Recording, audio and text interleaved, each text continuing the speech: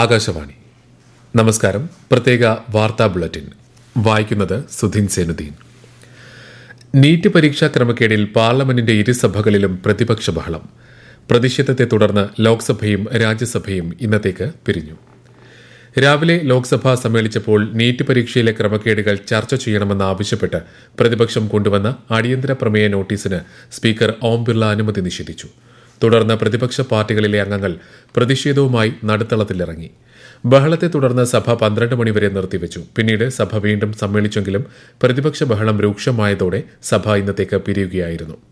അതേസമയം നീറ്റ് വിഷയത്തിലെ പ്രതിപക്ഷ പ്രതിഷേധത്തിൽ രാജ്യസഭയിൽ 3 തവണ സഭാ നടപടികൾ നിർത്തിവെച്ചു. തുടർന്ന് രാജ്യസഭയിൽ രാഷ്ട്രപതിയുടെ പ്രസംഗത്തിന്മേലുള്ള നന്ദി പ്രമേയ ചർച്ച നടന്നു. ഇരുസഭകളും തിങ്കളാഴ്ച വീണ്ടും ചേരും. പാർലമെന്റിന്റെ സംയുക്ത സഭകളെ അഭിസംബോധന ചെയ്തുള്ള രാഷ്ട്രപതിയുടെ പ്രസംഗത്തിന്മേൽ രാജ്യസഭയിൽ ഇന്ന് നന്ദി പ്രമേയ ചർച്ച നടന്നു. BJP MP സുധാൻഷു ത്രിവേദി ചർച്ചകൾക്ക് തുടക്കമിട്ടു.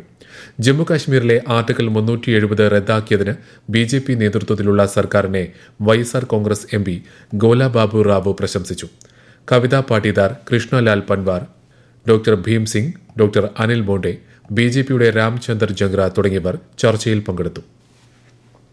പ്രധാനമന്ത്രി നരേന്ദ്രമോദി ആകാശവാണിയിലൂടെ രാജ്യത്തെ ജനങ്ങളുമായി ആശയങ്ങൾ പങ്കുവയ്ക്കുന്ന പ്രതിമാസ റേഡിയോ പ്രഭാഷണ പരിപാടി മൻ കി ബാത് ഞായറാഴ്ച രാവിലെ 11 മണിക്ക്. മൻ കി ബാത്തിന്റെ 111ാം പതിപ്പാണിത്. ആകാശവാണിയുടെയും ദൂരദർശന്റെയും മുഴുവൻ ശൃംഖലയിലും AR ന്യൂസ് വെബ്സൈറ്റിലും ന്യൂസ് ഓൺ എയർ മൊബൈൽ ആപ്പിലും മൻ കി ബാത് ലഭ്യമാകും.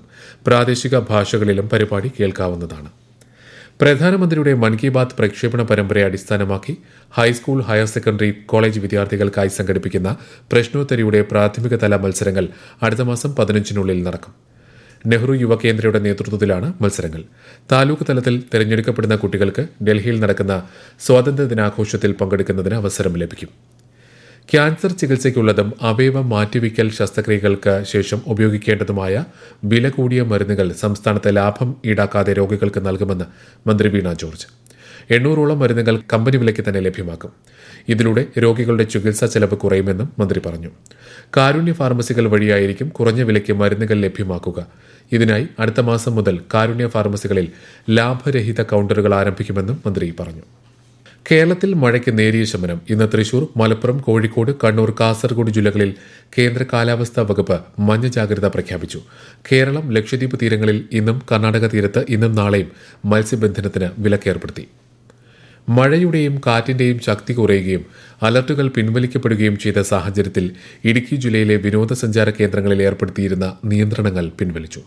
ബന്ധപ്പെട്ട വകുപ്പുകൾക്ക് ആവശ്യമായ മുൻകരുതലുകളോടെ വിനോദസഞ്ചാര പ്രവർത്തനങ്ങൾ പുനരാരംഭിക്കാവുന്നതാണെന്ന് ജില്ലാ കളക്ടർ അറിയിച്ചു. ഭാരതീയ ന്യായ സംഹിത 2023, ഭാരതീയ നാഗരിക് സുരക്ഷാ സംഹിത 2023, ഭാരതീയ സാക്ഷ്യ അധിനിയം 2023 എന്നിങ്ങനെ 3 പുതിയ ക്രിമിനൽ നിയമങ്ങൾ അടുത്ത മാസം 1 മുതൽ നിലവിൽ വരും. കുറ്റകൃത്യങ്ങൾ ഓൺലൈനായി റിപ്പോർട്ട് ചെയ്യൽ, ഏത് പോലീസ് സ്റ്റേഷനുകളിലും FIR ഫയൽ ചെയ്യൽ, ഇരകൾക്ക് FIRന്റെ സൗജന്യ പകർപ്പ് ലഭ്യമാക്കൽ തുടങ്ങിയ വ്യവസ്ഥകൾ പുതിയ നിയമങ്ങളുടെ സവിശേഷതകളാണ്. സംസ്ഥാനങ്ങളും കേന്ദ്രഭരണ പ്രദേശങ്ങളും പുതിയ ക്രിമിനൽ നിയമങ്ങൾ നടപ്പിലാക്കുന്നതിനായി തയ്യാറായതായി ഔദ്യോഗിക വൃത്തങ്ങൾ വ്യക്തമാക്കി. ഇന്ത്യൻ വിദേശകാര്യ സർവീസ് ഉന്നത ഉദ്യോഗസ്ഥൻ വിക്രം മിശ്രയെ അടുത്ത വിദേശകാര്യ സെക്രട്ടറിയായി കേന്ദ്ര സർക്കാർ നിയമിച്ചു. അടുത്ത മാസം 14-ന് കാലാവധി അവസാനിക്കുന്ന വിനയ് മോഹൻ ക്വാത്രയുടെ പിൻഗാമിയായാണ് അദ്ദേഹം ചുമതലയേൽക്കുന്നത്. നിലവിൽ ദേശീയ സുരക്ഷാ കൌൺസിൽ സെക്രട്ടേറിയറ്റിൽ ഡെപ്യൂട്ടി ദേശീയ സുരക്ഷാ ഉപദേഷ്ടാവായി പ്രവർത്തിക്കുന്ന അദ്ദേഹം 1989 ബാച്ച് IFS ഓഫീസറാണ്. 6 മാസത്തിൽ താഴെ സേവനമനുഷ്ഠിച്ച എംപ്ലോയീസ് പെൻഷൻ സ്കീം അംഗങ്ങൾക്കും പിൻവലിക്കൽ ആനുകൂല്യം ലഭിക്കുന്നുണ്ടെന്ന് ഉറപ്പാക്കാൻ സർക്കാർ ജീവനക്കാരുടെ പെൻഷൻ പദ്ധതിയിൽ ഭേദഗതി വരുത്തി. 6 മാസത്തിൽ താഴെ സേവനവുമായി സ്കീം വിട്ടുപോകുന്ന 7 ലക്ഷത്തിലധികം EPS അംഗങ്ങൾക്ക് ഈ ഭേദഗതി മൂലം പ്രയോജനം ലഭിക്കും. US-നും ചൈനയ്ക്കും ശേഷം ലോകത്തിലെ 3ാമത്തെ വലിയ ആഭ്യന്തര വ്യോമയാന വിപണിയായി ഇന്ത്യ മാറിയതായി കണക്കുകൾ വ്യക്തമാക്കി.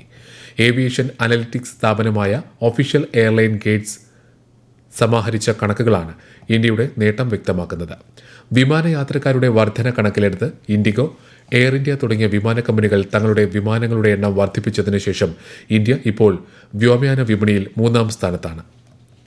പ്രത്യേക വാർത്താ ബുള്ളറ്റിൻ കഴിഞ്ഞു. അടുത്ത വാർത്താ പ്രക്ഷേപണം നാളെ രാവിലെ 6:45-ന്.